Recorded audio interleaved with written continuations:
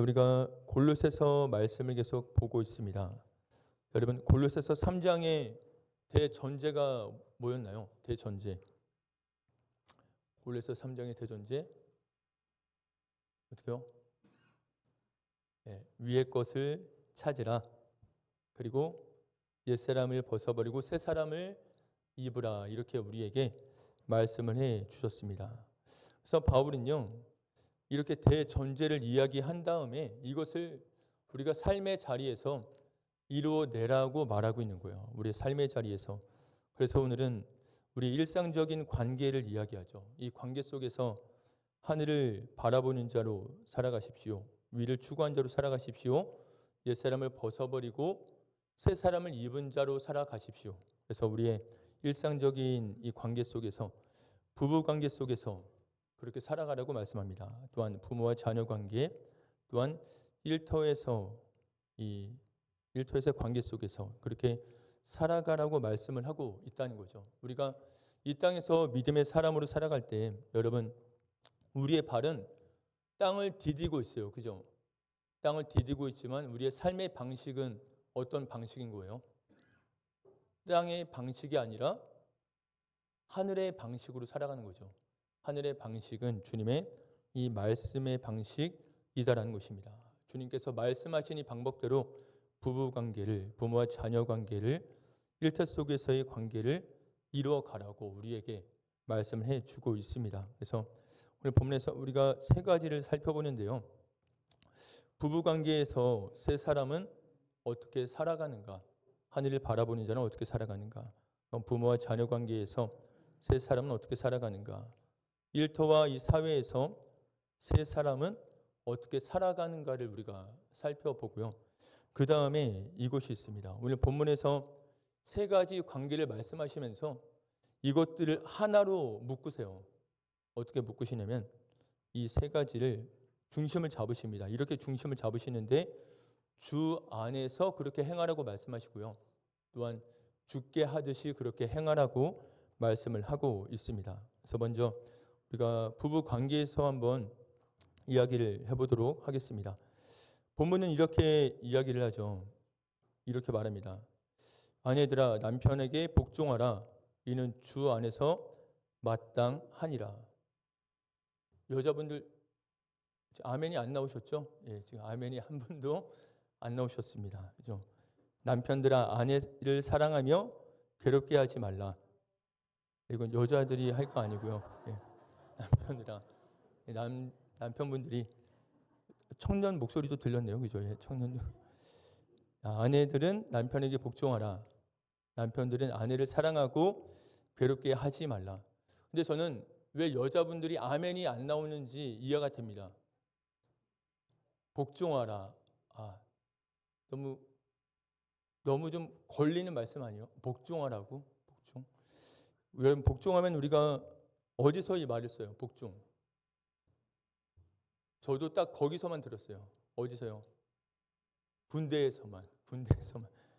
군대에서만 복종 얘기했는데 갑자기 성경에서 남편에게 복종하라고 하니까 이 말을 쉽게 받아들이기는 아마 어려울 것입니다. 근데 이 복종은요, 군대에서 말하는 것처럼 그런 복종이 아니죠. 군대에서의 복종, 상명하복입니다. 군대 복종, 안 되면 되게 하라. 못하면 굴복을 시키잖아요. 그죠? 매를 때려서라도 굴복을 시켜서 얻어내는 복종입니다. 근데 아내 보고 남편을 복종하라 말할 때 군대식의 복종은 아닌 것이죠. 그러한 복종이 아니라 여러분, 이 복종은요, 그 성경에서 말하는 복종은 다른 복종입니다. 어떤 남편의 권위에 굴복된 복종이거나 남편의 힘에 눌린 복종이 아닙니다. 이 복종은요, 하나님께서 지으신 관계 속에서 아내의 자리를 지키라는 거예요. 아내의 자리는 복종하는 자리인데 여러분, 이 말을 좀 더 여러분들이 듣기 부드럽게 한다면요, 이 말은 존중한다라는 것입니다. 남편을 존중해라. 남편을 존중하라는 말이에요. 복종보다 여러분 존중하라니까 좀 마음이 어떠세요? 이것도 힘드세요? 이거는 좀 이거는 받아들이시는 게 좋을 것 같습니다. 자, 우리 남편들을 복종하라고 이야기를 하고 있습니다. 근데 여러분, 우리 남편들이요, 실제로 이 복종까지는 아니어도요, 존중에 굶주리고 있다는 거 아세요? 여러분, 남자분들이 술집에 갑니다. 거기서 돈을 쓰잖아요. 돈을 왜 쓰는지 아세요? 감정적인 위로를 사는 거예요. 감정적인 위로. 술집에 가면 뭐 이렇게 뭐 옆에서 있는 분들이 있잖아요. 여자분들이. 근데 그분들이 어떻게 해줘요? 다 뭐라고 불러요? 다 사장님이에요. 예, 거기 가면 집에서는 어떻게 부르는지 모르겠지만 거기 가면 다 사장님입니다. 내가 뭘 하든지 다 리액션을 잘해줘요. 맞장구 쳐줘요. 인정해줘요. 칭찬해줘요. 그래서 직장에서 인정받지 못했어요. 직장에서 있다가 여기 치고 저기 치고 힘들게 살아가다가 인정을 사기 위해서 술집에 가는 거죠. 돈을 주고 살 수 있어요. 돈을 주면 리액션을 잘해주고 인정해주고 칭찬해줍니다. 남자들이 인정에 굶주려 있는데 여러분 가정에 갔는데 인정이 없어. 혹시 여러분 남편분의 퇴근 시간이 많이 늦어졌다 그러면요. 한번 생각해 보시면 좋습니다. 아, 집에서 인정받거나 존중받는 것이 줄어들고 있지는 않은가. 아니면 집에서 못 받으니까 인정받기 위해서 밖으로 돌아다니는 것은 아닌가를 한 번쯤 여러분들이 생각해 보아야 될 줄을 믿습니다. 근데 제가 인터넷에 한번 찾아봤어요. 여러분 남편을 부르는 유행어 뭔지 아십니까? 남편을 부르는 유행어. 하숙생 들어보셨어요? 하숙생. 밥만 먹고 나간대요. 하숙생. 또 식충이.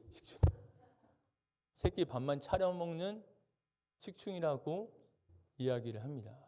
근데 여러분 그 유행어에 존중의 말이 담겨 있어요? 안 담겨 있죠. 근데 여자들을 나타내는 유행어는 어떤지 아세요? 완전 반대예요. 내무부 장관. 우리 아내는 내무부 장관이야. 용돈 타서 써야 돼. 아내한테 잘 보여서 용돈을 타서 써야 돼. 이 말도 전 들었습니다. 호랑이, 내 아내는 집에서 호랑이다. 이런 이야기를 들었는데 시대가 좀 달라지긴 했죠. 옛날에는 남편의 경제력에만 의존했어요. 그죠? 그러니까 더 존중하고 남편의 권위가 인정받을 수 있었겠지만 지금 어떻게 됐어요? 남편보다 돈 많이 버는 아내분들도 많이 있는 것 같습니다. 그리고 호르몬도 많이 바뀌잖아요. 남편은 어떻게 돼요? 에스트로겐이 넘칩니다. 근데 여자분들은요. 테스토스테론이 넘쳐요.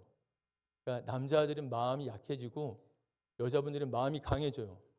그러니까 남자들은 나이가 들수록 마음이 더 줄어들게 되고 이렇게 좀 마음이 더 나약해지는데 여자분들은 마음이 더 이렇게 이 말 듣기 좀 불편하시구나. 지금 보니까 여자분들 마음이 더 좀 강해지시는 거죠.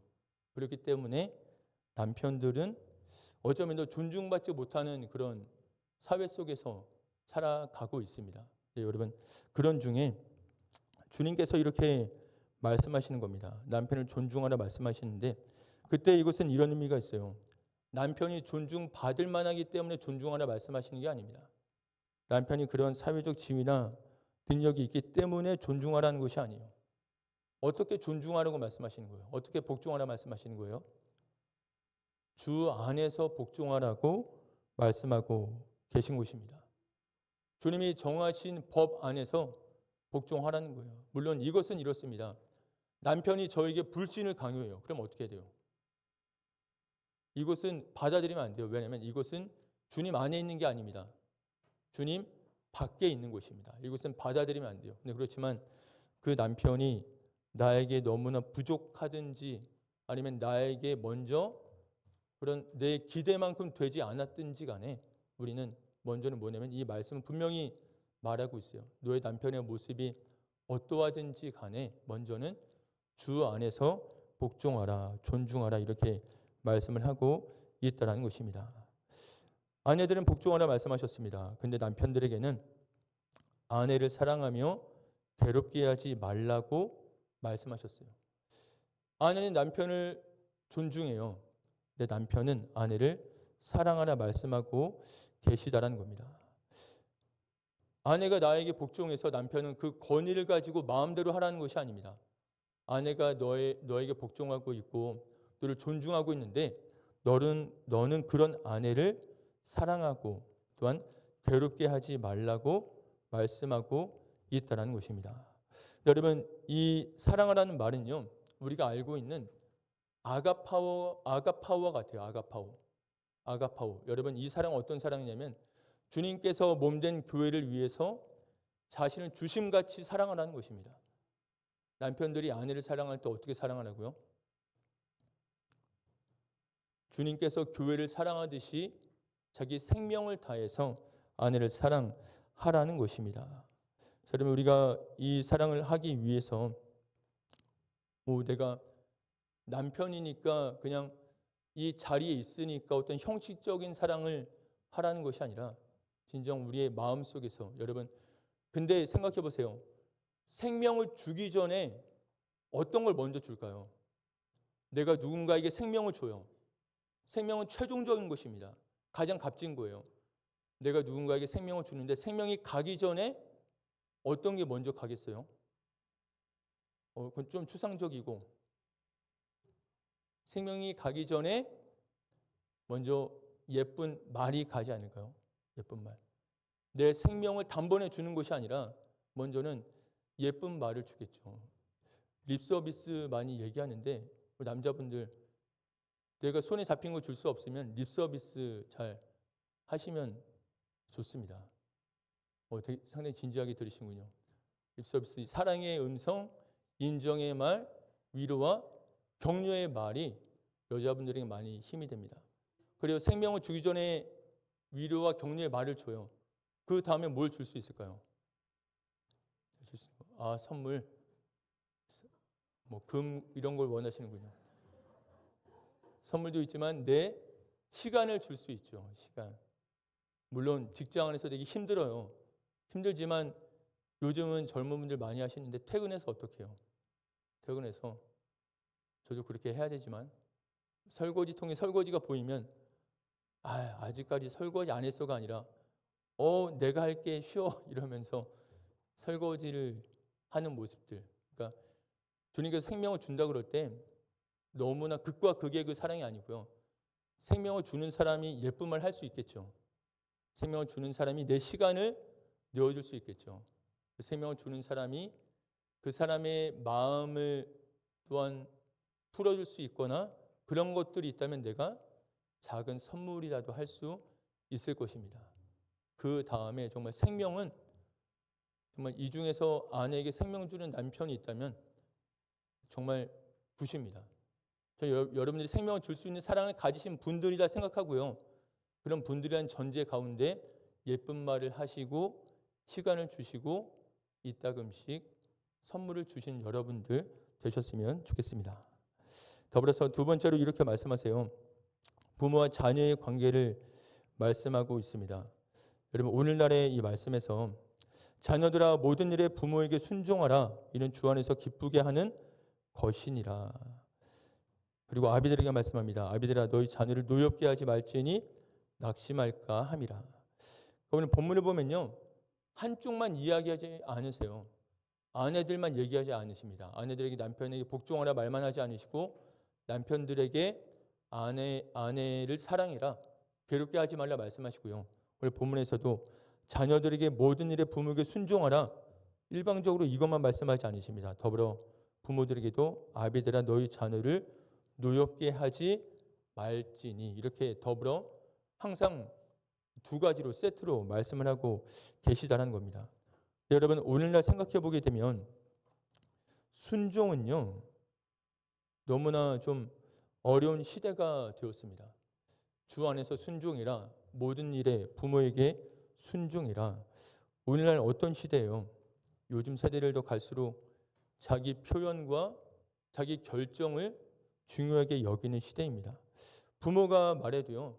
부모의 뜻을 따르기보다는 자기 생각을 따르거나 아니면 친구들과 이야기해서 그 뜻을 따르는 경우들이 더 먼저 있습니다. 근데 주님께서는 분명히 말씀하세요. 내가 세워준 관계, 너의 부모에게 순종하라 말씀하십니다. 근데 이렇게 생각할 수 있죠. 자녀들이 바라볼 때 우리 부모님,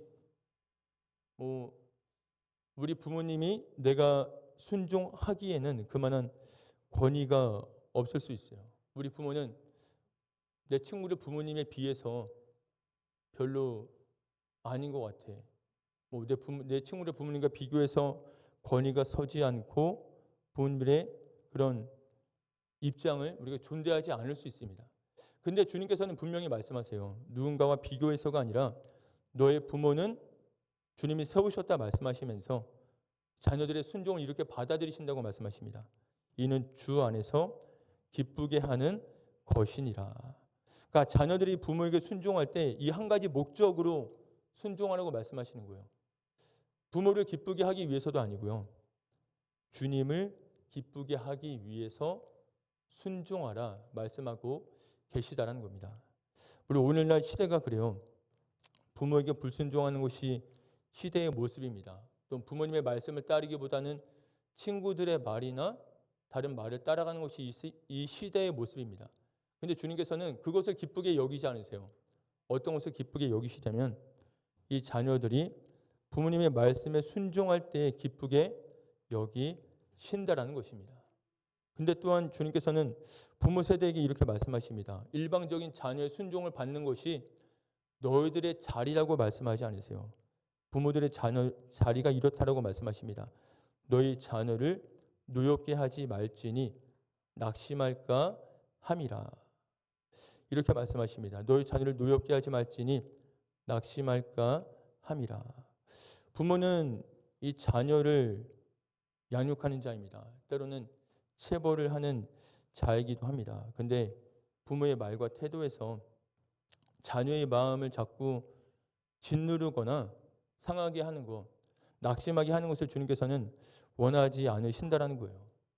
우리 자녀의 잘못만을 지적한다든가 아니면 우리 자녀를 다른 친구와 비교하여서 이야기한다든가 이런 것들은 부모 입장에서는 훈계처럼 보이겠지만 그 자녀의 마음을 낙심하게 하는 일이다 이렇게 말씀을 하고 있다라는 것입니다. 근데 저도요 어렸을 때 그런 광경들을 보았습니다. 저도 부모님께 정말 먼지 맞게 매 맞은 적 없었거든요. 그렇게 해봤자 빗자루로 이렇게 매를 맞았었는데 친구 집에 갔을 때 그 친구가 정말 그 부모에게 먼지나게 맞는 거예요. 근데 그거를 제가 그 눈앞에서 봤어요. 눈앞에서 봤는데 그때 제가 든 생각은 이거였어요. 아, 부모는 자녀를 교육하기 위해서 무서운 사람이 돼야 되나 보다. 전 이렇게 생각을 했습니다. 근데 가끔 저희 아버지도 저를 교육하기 위해서 인자한 모습으로 교육하기는 어렵잖아요. 부드럽게 말하면서 험한 무서운 표정도 짓고 겁을 주면서 양육하려고 했었던 모습들을 저도 겪게 되었습니다. 근데 그때마다 저도 들었던 마음은 이런 마음이었던 것 같아요. 부모님의 그런 나를 고치기 위해서 가르치기 위해서 보여주었던 부모님의 화난 그 모습이 저에게는 상처로 이렇게 남아있게 되더라고요. 그래서 제가 커서 아빠한테 얘기했죠. 아빠, 저 그때 되게 상처받았어요. 이렇게 이야기를 했습니다. 그러니까 어떻게 됐을까요? 모르시더라고요. 아버지는 모르세요. 아버지는 모르시고 그래? 그랬어 하면서 미안해 이 한마디 하시는데 그 말 한마디 가지고 위로가 되긴 되었습니다. 근데 여러분 부모 입장에서 자녀를 바른 길로 인도하기 위해서 내가 정말 무섭게 체벌해야지 무섭게 혼내야지 이것은 진정 하나님의 방법은 아닌 것 같습니다. 근데 그렇게 해도요 진짜 말 안 듣는 애들은 말을 듣지 않습니다. 어떤 방법으로? 주님께서는 이렇게 말씀하시는 거죠. 훈계를 하되 그를 낙심하지 않는 기준에서 이야기를 하고 있고요. 성경에서는 분명히 말씀하고 있어요. 주의 교양과 훈계로 양육하라고 말씀하고 있습니다. 너의 감정대로 말하는 것도 아니고요. 네가 어떻게 자녀를 무섭게 해서 그를 행동을 바꾸거나 변화시킬 수 있다는 것이 아닙니다. 변화시킬 수 있는 유일한 방법은 뭐냐면 주의 교양과 훈계라고 말씀을 하세요. 그러면서 그를 낙심하지 않는 수준에서 그를 가르치라고 말씀을 하고 있다는 것입니다. 여러분, 만약 아직 내가 이 자녀를 가르치는 가운데 이런 기준들이 정확히 세워져 있지 않다면요, 오늘 말씀이 기준으로 삼았으면 좋겠습니다. 자녀를 양육하는 것은 주의 교양과 훈계로 양육하는 것이고, 체벌을 가할지라도 여러분 그 자녀가 낙심하지 않는 선에서 체벌을 통해서 가르칠 수 있는 여러분을 되시기를 축복합니다. 더불어 세 번째로 이렇게 말씀하세요. 일터와 사회에서 우리 세 사람의 방식은 무엇이냐면 눈가림이 아니라 성실함으로 일을 할 것을 말씀해주고 있습니다. 그러면 너무나 마음에 와닿는 모습이죠. 눈가림으로. 어디서나 눈가림을 할 수 있는 것 같아요. 학교에서도 눈가림으로 할 수 있습니다. 수업 시간에 여러분 눈가림 안 해보셨어요? 학교에서 수업 시간에 자율학습 시간에 눈가림을 할 수 있습니다. 직장 안에서도 눈가림으로 할 수 있습니다. 근데 주님께서 말씀하신 기준은 뭐냐면 눈가림으로 하지 말고요. 주를 두려워함으로 성실한 마음으로 하라고 이야기를 하고 있습니다. 그래서 여러분 일은 뭐냐면요. 일은 우리가 주께 드리는 예배입니다. 예배. 지금도 예배의 자리예요. 여러분들은 가장 많은 시간을 어디서 보내세요? 가장 많은 시간을 가정에서 보내세요? 일터에서 보내세요? 우리 아이들은 뭐 점점 올라갈수록 고등학생 정도 되면 학교에서 보낼 것이고 직장인들은 직장에서 시간을 많이 보낼 것이고 우리가 있는 그 자리가 일터입니다. 주부라면 가정이 일터일 것입니다. 근데 이 자리가 예배의 자리라고 말씀하고 계신 거예요. 그러니까 우리가 하는 일을 주께서는 예배로 받으신다는 것입니다. 그러니까 경호야, 네가 사역할 때 사람들에게 눈가림으로 사역하지 말고 나를 두려워하는 마음으로 성실한 마음으로 해라. 왜냐하면 너의 일은 내가 받는 예배야. 이렇게 말씀하고 계신 것입니다.